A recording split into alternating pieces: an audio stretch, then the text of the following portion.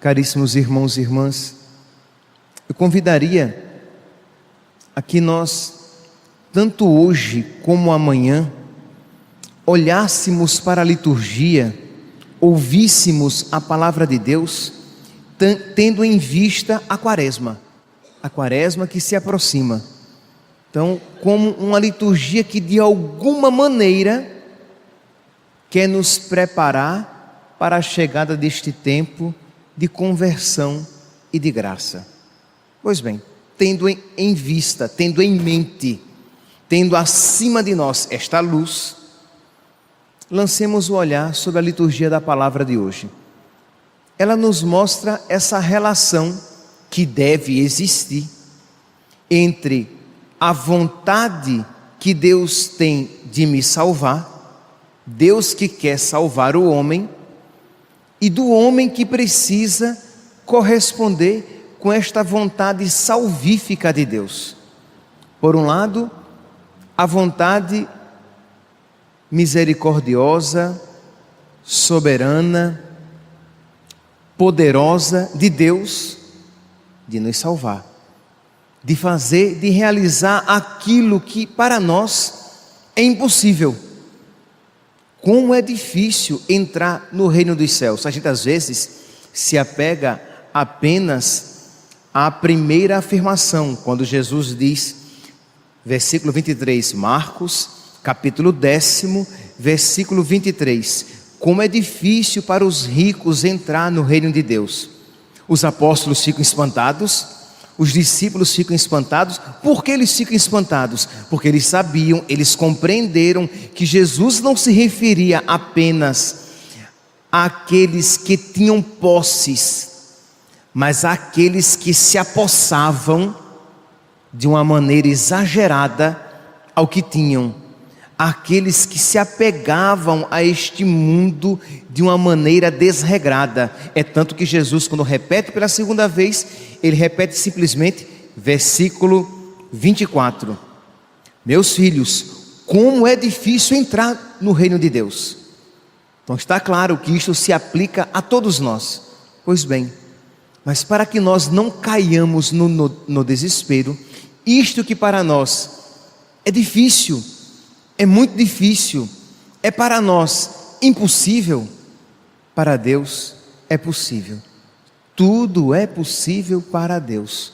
Então, se por um lado nós ouvimos o que? Nós percebemos esta vontade misericordiosa, esta vontade bondosa, esta vontade todo-poderosa de Deus de nos salvar, meus irmãos, é necessário que haja também da nossa parte esta colaboração para que a vontade de Deus se realize na minha vida. E isso nós vemos de uma maneira bem clara aqui, quando vemos que este jovem, ele procura a Deus. Na primeira leitura, é Deus que se derrama em bondade, em doçura. No Evangelho, é Deus que espera a colaboração daquele jovem, colaboração esta que ele não encontra. O relato de hoje é triste, mas não precisa ser uma repetição da nossa vida. No relato de hoje não há correspondência, mas não precisa ser, não deve ser uma repetição dessa não correspondência na nossa vida. Vamos então lançar o nosso olhar sobre as leituras.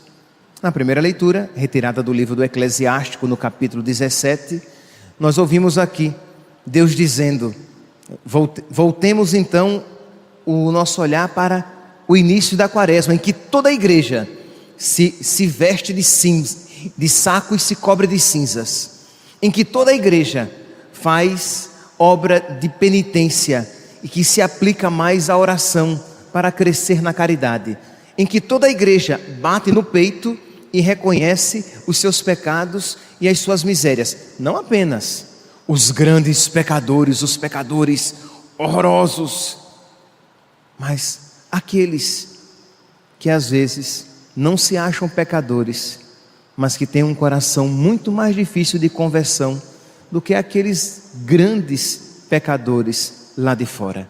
Então todos nós somos chamados a bater no peito e a reconhecer os nossos pecados. Pois bem, a nós, a palavra de Deus diz: aos arrependidos, Deus concede o caminho de regresso e conforta aqueles que perderam a esperança e lhes dá a alegria da verdade. Meus irmãos, só este versículo já deveria ser motivo de uma reflexão. Como é que nós podemos aplicar esta palavra que diz: conforta aqueles que perderam a esperança? Infelizmente está assim. Há muitos católicos, mas muitos, não são poucos, são muitos católicos que perderam a esperança. Esperança de quê? Esperança de ser salvos? Não. Às vezes, até temerariamente, eles esperam a salvação, mas perderam a esperança de ser santos. Perderam a esperança de viver livres do pecado.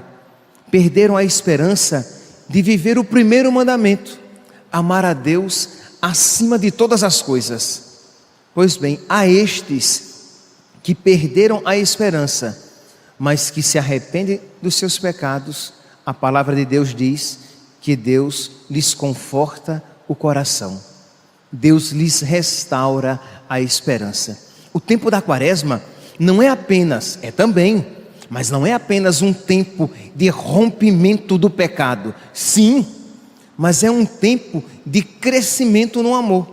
É um tempo de crescimento na esperança da santidade. É um tempo de crescimento no empenho e na generosidade, no empenho de progredir nessa dedicação a Deus.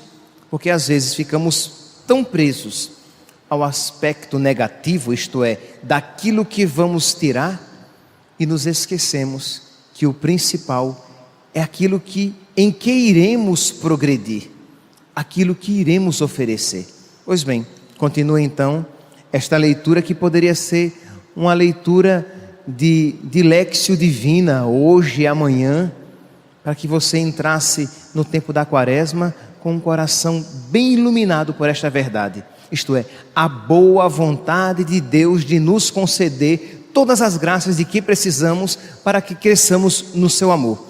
A boa vontade de Deus que quer nos conceder todas as graças para que nos desliguemos do pecado.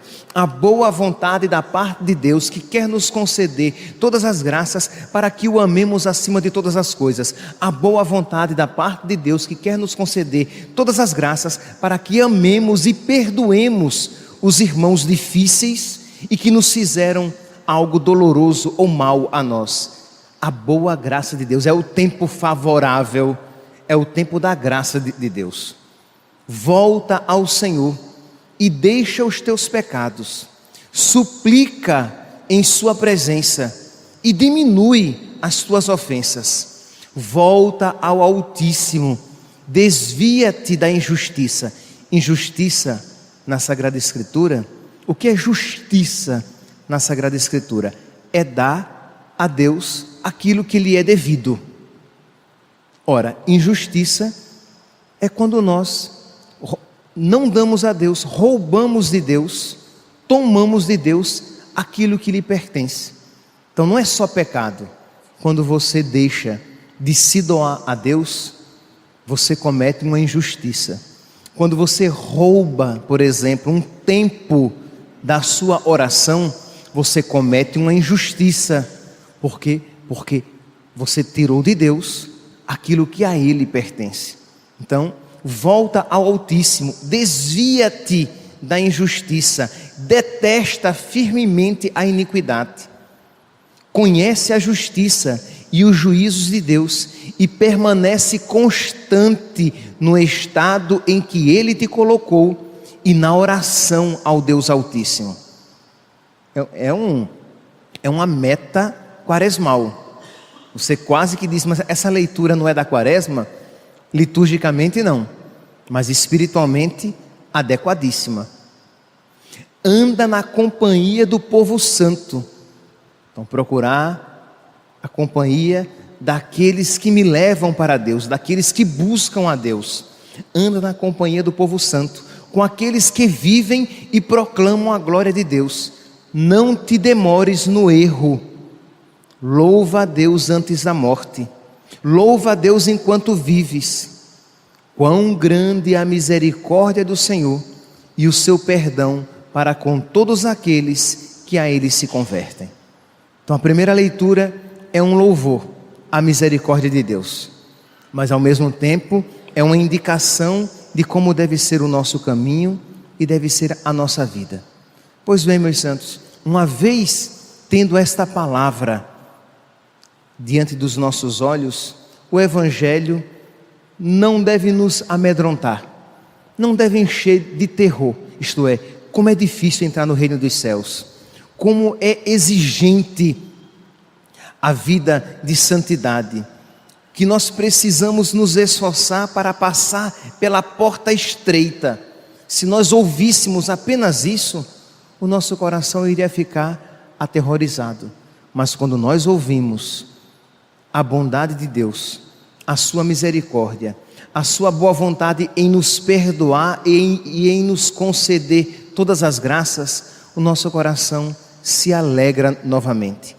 Apresentemos a Deus que nós nesses dias, hoje e amanhã, que antecedem a nossa quaresma, apresentemos a Deus as nossas súplicas, peçamos a Ele a graça de fazer uma boa quaresma, para que a nossa quaresma de verdade nos leve a uma ressurreição, não apenas litúrgica, não apenas aquela que celebramos na igreja, mas que leve a um reavivamento, a uma revitalização, a uma ressurreição no seu coração. Não perca a esperança de que isso lhe seja possível.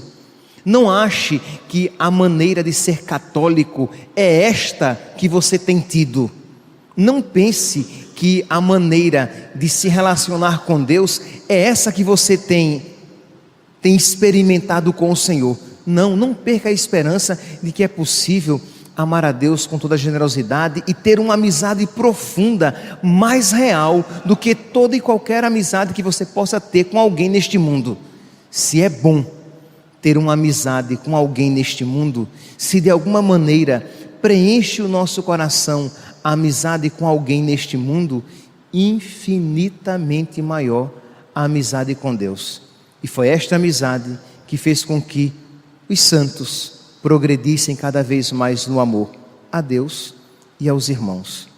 Que hoje e amanhã nós nos empenhemos a suplicar a Deus esta graça, para que no final da nossa quaresma, todos nós com o coração cheios de Deus, possamos cantar os seus louvores. Louvado seja nosso Senhor Jesus Cristo.